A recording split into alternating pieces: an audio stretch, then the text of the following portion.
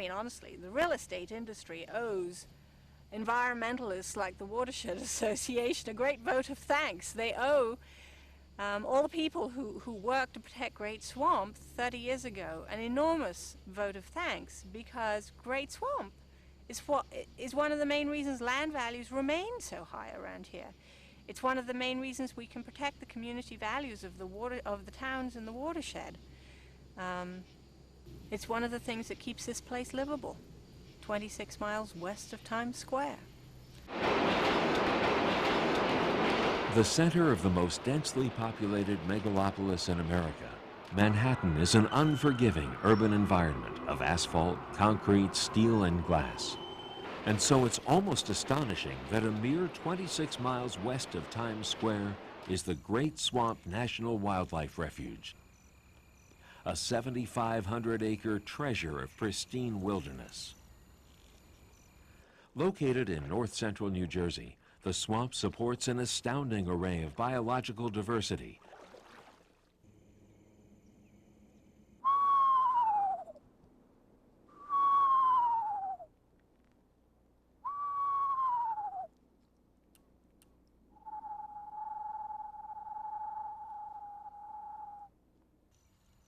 It's also a refuge for people, an educational resource, and a place where the drinking water supply for millions of New Jersey residents is purified and cleansed.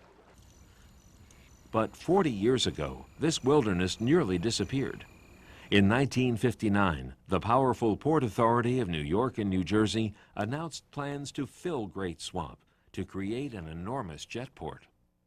The world's largest jetport here in Great Swamp, to flatten Long Hill and use it for fill in the swamp, and to destroy Green Village, to have airport runways crossing there, to destroy New Vernon. There was an airport runway ending there. To the surprise of almost everyone, the Port Authority turned out to be no match for a group of ordinary citizens who decided that they would not permit Great Swamp to be destroyed.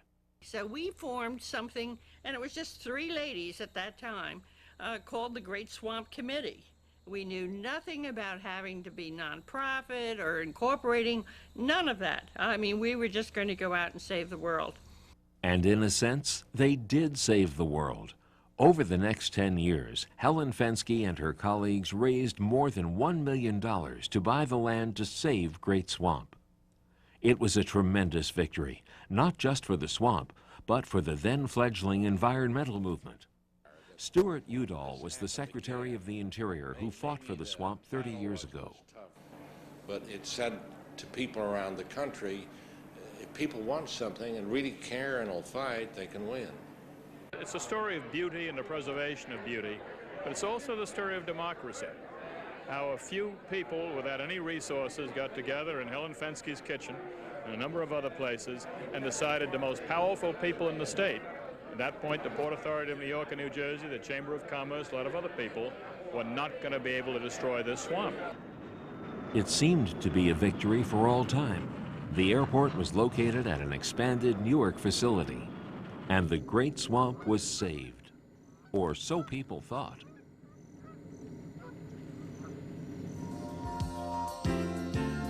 More than 30 years ago, residents of New Jersey got together to save the Great Swamp of Morris County.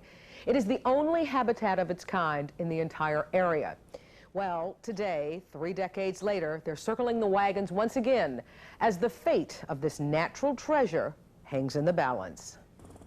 Today, the threats to the swamp come from all over the Great Swamp Watershed, a 55-square-mile landmass which encompasses the refuge and drains water into it.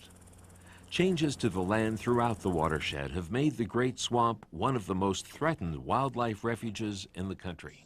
Up here you have an enlargement of a sewer plant. Here you have another sewer plant in Chatham Township that wants to increase its discharge directly into the refuge. Development isn't a problem only in Great Swamp. Lakes, streams, and bays everywhere are affected by development in 2 ways. First, development drastically increases pollutants in the streams. Sediment from new construction sites, oil from paved surfaces, Phosphates and nitrogen from sewage treatment plants and lawn fertilizers are all changing the delicate balance in the watershed's small streams. Second, development causes other problems by destroying the forest cover that could otherwise filter these contaminants before they reach the swamp. We cannot have a healthy Great Swamp without a healthy watershed. By the year 2003, if build-out were to occur at current zoning in the Great Swamp Watershed, there would be a loss of 50% of the watershed's forest cover. That has to be a concern, obviously, both for wildlife and habitat and for water quality in relation to Great Swamp, because the two things are not disconnected. You cannot have increasing deterioration around the streams which feed Great Swamp and expect the swamp to remain in the same condition. It's much more complex. I mean, I yearn to go back to the simple day when all you have to do is buy a piece of land and think it's protected.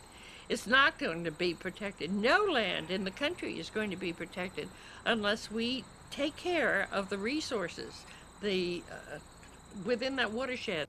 At risk is far more than the Great Swamp as a place of natural beauty. At stake is the swamp's capacity to absorb water that would otherwise cause flooding, and its ability to clean the water that becomes the drinking water supply for downstream communities.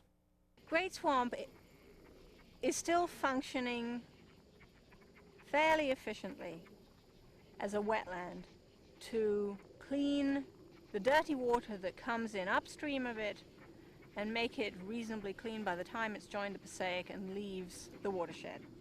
But along the way, we're destroying the habitats as this wetland functions because we're pouring so many pollutants into the refuge. And the habitats eventually are going to start breaking down from being overtaxed. So we have a nice, inexpensive flood control and water cleansing system that we're destroying, and it is going to cost us a huge amount of money to replace it. It's not too late to save Great Swamp, but most environmentalists agree that what's needed is a regional approach in which the 10 towns of the watershed work together in new ways.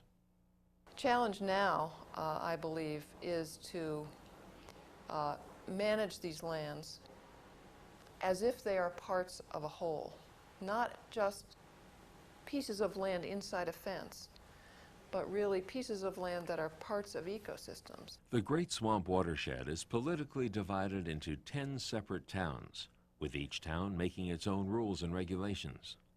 While this separate policymaking seemed to make sense to the towns, it has not been beneficial to the watershed, which is a regional ecosystem that predates modern political boundaries by thousands of years. In fact, the Great Swamp is a geological remnant of the last ice age. 15,000 years ago, the vast Wisconsin Glacier, which covered most of the Northeast, began to melt, creating streams carrying water, silt, and clay into a basin known as Glacial Lake Passaic. The lake gradually drained, forming the Passaic River and leaving behind soggy pockets of wetland. One of the largest of these became the Great Swamp. While the 10 towns of the watershed are joined by the common bond forged by nature long ago, they have found it difficult to look beyond the political boundaries that separate them. The difficulty is that we in New Jersey have a history of each of us working by ourselves in our towns and not cooperating very much with each other. The towns around the swamp came together in the 60s to save Great Swamp. They helped raise money, they went to Trenton, they went to Washington, and they worked together. After the refuge was established, most of the towns went back in their little boxes and worked on whatever it was they were working on. There hasn't been too much cooperation, but recently 2 things have happened that gives me great hope that we will learn to work together to help protect the Great Swamp Watershed. One is the Greenway and Open Space Plan that the Great Swamp Watershed Association has been working on, talking to towns to establish which areas should be preserved. And the other is Morris 2000's 10 Towns Committee that is working to develop stormwater management ordinances that all the towns could adopt. Welcome to our joint Local Advisory Natural Resources Committee meeting. It's a pleasure to see everyone gathered here around the table. This is a committee meeting of the Great Swamp Watershed Open Space Plan. Karen Parrish is the project director. What we're engaged in here is in identifying and looking at possibilities for preservation for open space in the area. No one around this table disputes the need to keep some land from being built upon for conservation and recreation. But this is the first time that representatives from all 10 towns have sat down together to think about protecting open space to benefit the entire watershed. Naturally, the group has had to overcome many hurdles. What is open space? For some people, open space is what you see out here. I mean, a pristine natural environment, fairly untouched by people. For some people, it's ball fields.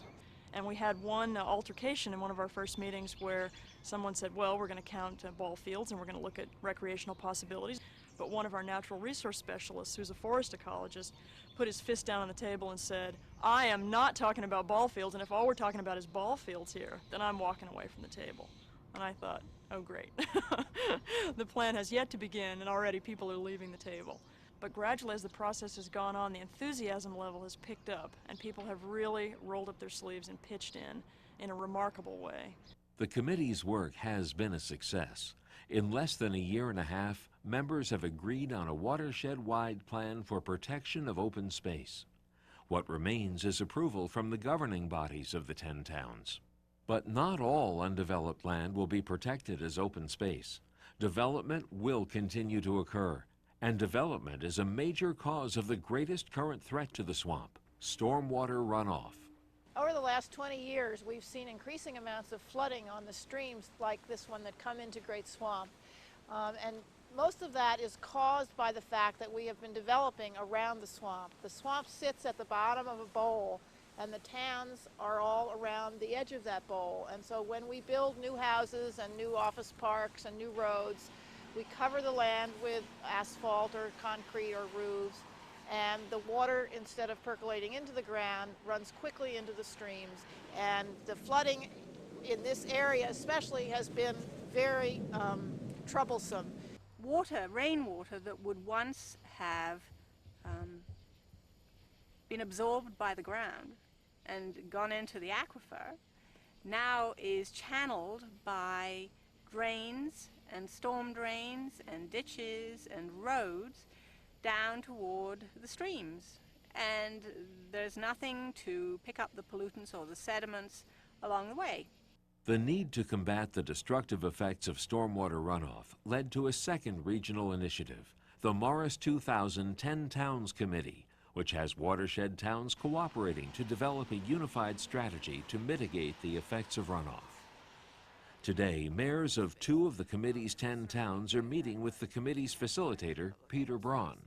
I appreciate your coming here today so we can talk about the Stream Corridor Buffer Ordinance, because it is one of the more complex ones that we'll have of the 8 environmental ordinances in the Great Swamp Watershed Management Plan. We recognize that part of stormwater management, we need to make sure that people don't just put grass right down to the stream bank, and that if we protect those buffers along the streams, that will help prevent erosion. And I know you've had an ordinance in place for a number of years, and maybe you could tell me a little bit about as I recall, our ordinance provides for a 50-foot buffer along the stream corridor. It's important to have that buffer to prevent erosion. So it's worked for us very well. We're very pleased with what has been in place, and we would support your effort to do that. Stream buffers are just one of the watershed protection issues the 10 towns are dealing with. There have been many exchanges like this over the 2 years the towns have been developing the Great Swamp Watershed Management Plan. The recently completed plan will help the towns to tackle land use issues in a coordinated, consistent fashion. The management plan is essentially the roadmap, and it identifies the regulations that are necessary in order to provide environmental quality to the Great Swamp Watershed. The difference now is that you've got the people directly involved at the local level doing it together, and that has sort of been the key. It's not Town A adopting Ordinance 1 and Town B adopting Ordinance 3. What it is 10 of them working on all 8 ordinances, all of which tie together in a single watershed, and that's the unique part about this undertaking. Naturally, the Watershed Management Plan is just the beginning. The hard work lies ahead as each community tries to implement the plan's recommendations. So even though people may be thinking more regionally, many battles will still be fought at the local level. I think the preservation battle created a feeling in Madison that we were going to have to play a role in preserving the community as we wanted. Ann Leahy gave up a career in advertising when she moved to Madison in 1991 to raise her family. She never intended to become an environmental activist, but when she heard about threats to the Lewontika Moraine, one of the last bits of undeveloped land in town, she jumped in to help. It is the highest point in Madison and in this on this side of the Great Swamp. And because of that, it also serves as a real buffer zone to the Great Swamp in terms of runoff and water and just all those features. The Lewontika Moraine is more than just a pretty hill. It's an environmentally sensitive parcel of land whose development would have direct impact on the health of the Great Swamp.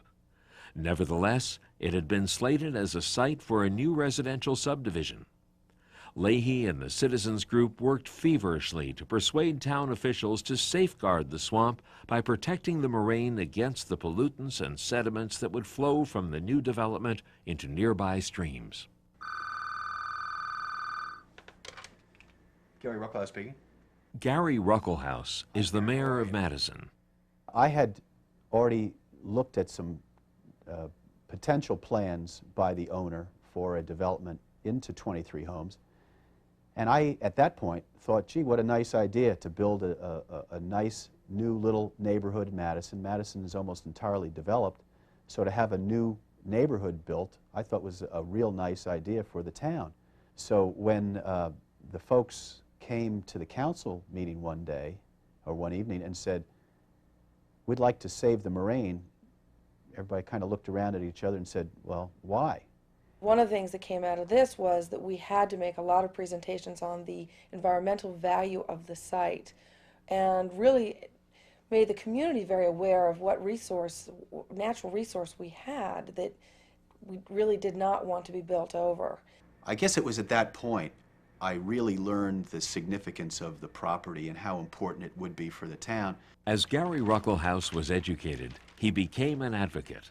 He served as the town council's representative on the committee to save the moraine and worked with the citizens group to put together a $2.8 million funding package to purchase the property for preservation as open space. I think the moraine effort was a perfect example of what a citizens group can do. If it wasn't for the citizens group, there'd probably be 20 or 23 houses right now up on the moraine, or they'd be in the process of being built. There has to be, at some point, a community-wide and possibly political body-wide decision that we are going to maintain some sort of environmental preservation within this community. And it can't be just as simple as planting shade trees. It has to be an overall commitment to our resources and our land. The Great Swamp is still a long way from being saved, but progress is being made. It's been a real pleasure to see how each of these stories represents a different approach to protecting the watershed. What they have in common is that they reflect the efforts of people committed to preserving the Great Swamp as a wilderness treasure.